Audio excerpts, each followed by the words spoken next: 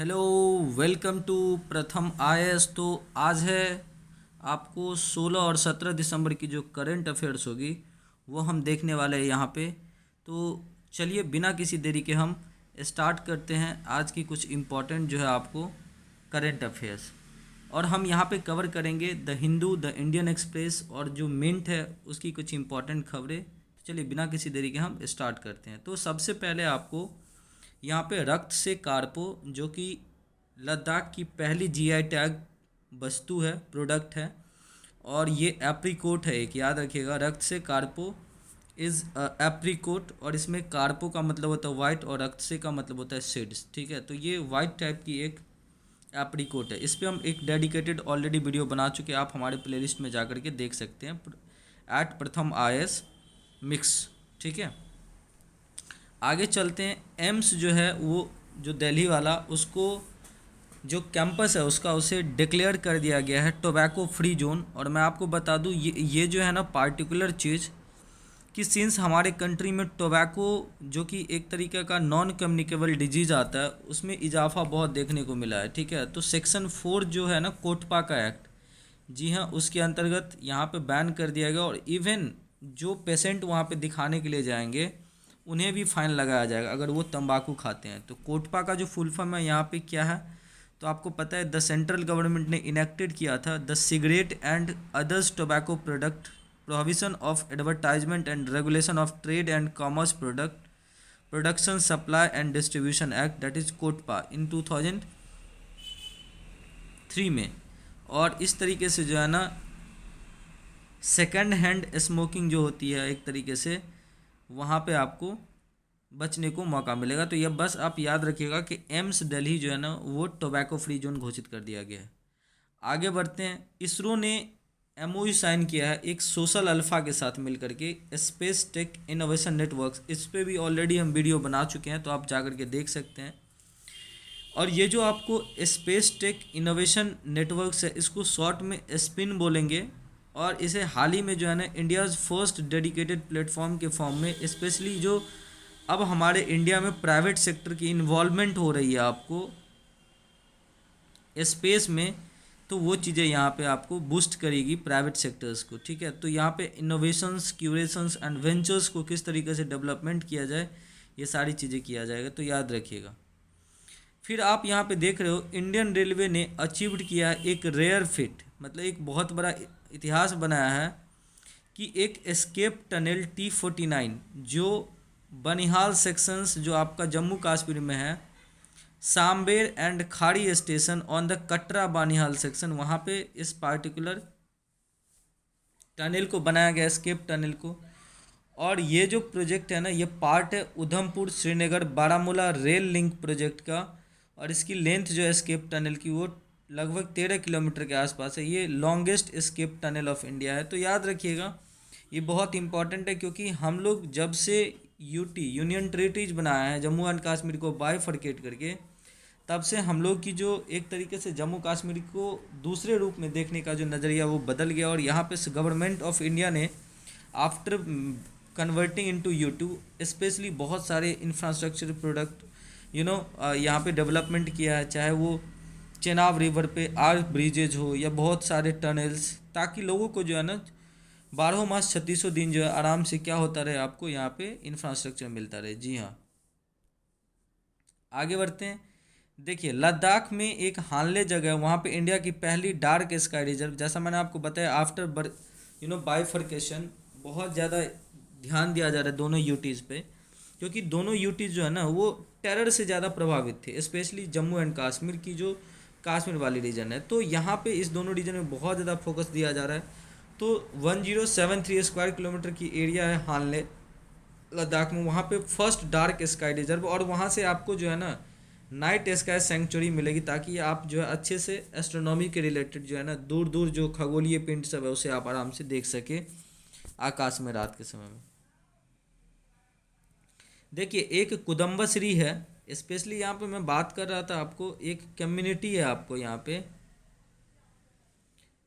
मामला पंदरम ट्राइब। ठीक है, तो ये कुदम्बश्री के समय में जो है ना आफ्टर कोविड देखा गया था कि ये देखिए ये कुदम्बश्री जो है ना एक तरीके का आप बोल सकते हैं सोशल स्कीम्स है, अम्ब्रेला स्कीम्स केरला का, जहाँ पे जो ट्राइबल्स हैं या आप बोल सकते हैं वल्नरेबल हैं, उनको डिफरेंट डिफरेंट क्षेत्रों में यहाँ पे जोड़ करके उनके जीवन स्तर को अच्छा बनाया जाता है, चाहे वो एम्प्लॉयमेंट से रिलेटेड हो।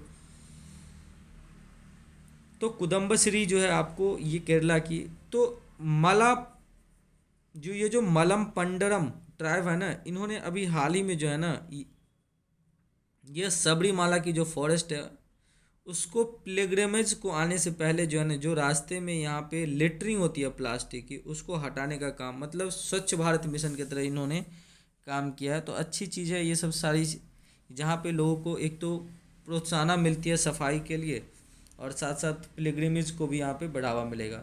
देखिए कर्नाटका गवर्नमेंट ने चेंज कर दिया है, टीपू सुल्तान के समय से जो वहाँ पे हिंदू मंदिर में चलने वाली सलाम आरती थी, उसका नाम अब आरती नमस्कारा रख दिया गया, नमस्कारा रख दिया गया, ठीक है।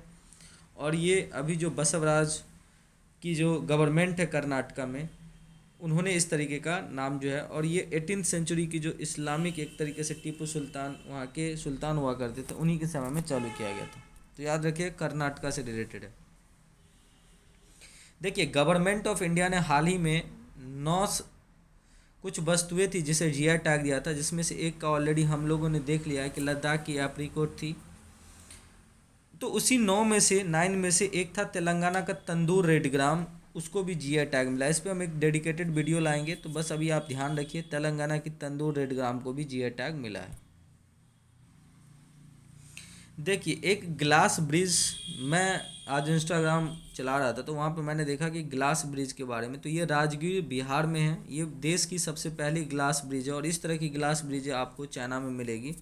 तो आप भी जाइए राजगीर बोध गया को विजिट कीजिए, ताकि आप भी बिहार को अच्छे से करीब से जानने का कोशिश करेंगे। So please visit the Bihar. तो ग्लास ब्रिज कहाँ पे है? राजगीर और बिहार में। देखिए क्या आपको पता है ये चीज़ें कि जो स्क्वेरल होती है, जी हाँ स्क्वेरल ये एक रोडेंट होती है, तो लगभग इसकी 200 स्पेसीज जो है ना आपको पूरे नॉर्थ अमेरिका, एशिया, यूरोप और अफ्रीका में मिलेंगी। लेकिन आप याद रखिएगा दुनिया का एक ऐसा रीजन है जहाँ पे आपको ये स्क्वेरल रोडेंट्स नहीं मिलेगी, और ये जगह है आपका ऑस्ट्रेलिया, जहाँ पे आपको नहीं मिलेगा स्क्वेरल। अगर हम इस इंडिया में देखें तो फर्स्ट वाइट स्क्वेरल को अभी जो है ना तेलंगाना में साइटेड किया गया था, अराया समुद्रम टैंक, एक geological park, Nehru geological park है उसी के आसपास। और ये जो है ना एक तरीके से ल्यूसिज्म कंडीशन होती है, जहाँ पे जो है ना लोगों को जो है ना एक तरीके से वाइट कलर में एनिमल्स बदल जाते हैं। तो ये सारी चीज़ें देखने को वहाँ पे मिली थी। तो एक्चुअली में अगर आप देखोगे इस पार्टिकुलर स्क्वेरल के बारे में, तो इसकी कुछ साइंटिफिक नेम, जैसे ये एनिमेलिया किंगडम से बिलोंग करता है, कॉर्डेट इसकी फाइलम है, क्लास मैमल्स है, ऑर्डर रोडेंटिला है जैसे मैंने आपको बताया, और फैमिली इसका क्या है तो सेल्यूरिडेई है, ठीक है। और अगर आप स्क्वेरल के कंजर्वेशन स्टेटस को देखोगे IUCN की, तो ये near threatened that is anti है, तो मतलब है तो, बट एक ऐसा है जहाँ पे ऑस्ट्रेलिया जहाँ पे ये एक्सटेंड कर दिया है। देखिए भारत ने इतिहास रचाया आज, T20 वर्ल्ड कप जो ब्लाइंड वाली होती है, इंडिया ने बांग्लादेश को हरा करके बेंगलोर में तीसरी बार चैंपियन लगातार बन गया, और इस तरीके से भारत इतिहास रचने वाला पहला कंट्री बन गया ब्लाइंड क्रिकेट हिस्ट्री में, जो लगातार 3 T20 वर्ल्ड कप अपने नाम किया, और साथ साथ अपने नाम जो है ना 2 ऑलरेडी 50-50 की वर्ल्ड कप टाइटल्स भी किया। मैं आपको एक चीज़ और बता दूं कि इस पार्टिकुलर टूर्नामेंट में जो ना Australia, Bangladesh, Nepal, south Africa और श्रीलंका कम्पीट किया था 3rd एडिशन ऑफ कंपटीशन में, और तीनों लगातार बार जो है इंडिया जीता है, और इस बार की होस्ट इंडिया थी, इसलिए बेंगलोर में मैच हो रहा था। और मैं आपको बता दूं कि T20 और एक तरीके से जो है आपको इंटरनेशनल जो ओडिया होता है, इसमें हमारे जो एक तरीके से इंडिया टीम के प्लेयर्स होते हैं उन्हें हमेशा मैन इन ब्लू कहा जाता है एक तरीके से, या वुमेन इन ब्लू, क्योंकि हम लोग की जो जर्सी होती है वो ब्लू होती है। याद रखिएगा कि इस बार तो 2022 में जीता है, लेकिन इससे पहले जो 2017 और 2012 में जो भारत ये खिताब जीत चुका है। याद रखिएगा this is related to the blind men cricket, ठीक है, और बांग्लादेश को फाइनल में हराया। देखिए बांग्लादेश अभी सेलिब्रेट कर रहा है अपना 52nd विक्ट्री डे, विजय दिवस।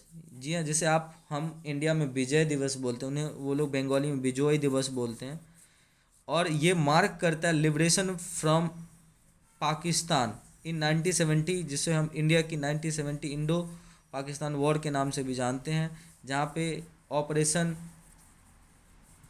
ट्राइडेंट के साथ पाइथन भी हुआ था, ठीक है।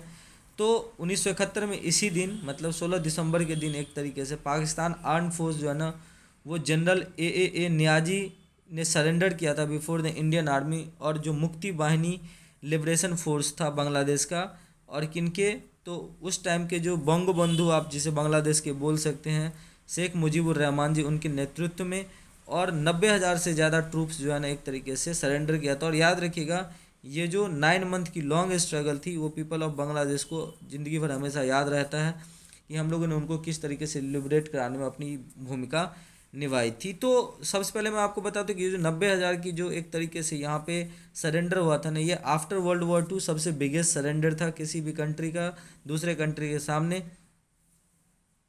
और अभी जो प्रेसिडेंट है वो हामिद है, और प्राइम मिनिस्टर हसीना जी जो दोनों ने अपने जो बंगबंधु है और जो वॉर में जितने भी शहीद हुए थे उन सबको एक तरीके से श्रद्धांजलि यहाँ पे दिया है, ठीक है। याद रखिएगा बंगबंधु शेख मुजीबुर रहमान जी का जो मेमोरियल हुआ कहाँ पे, तो धनमोदी में है।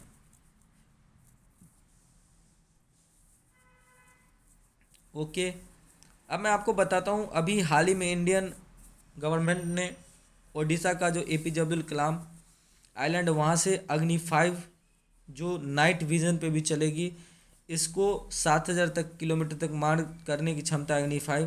तो न्यूक्लियर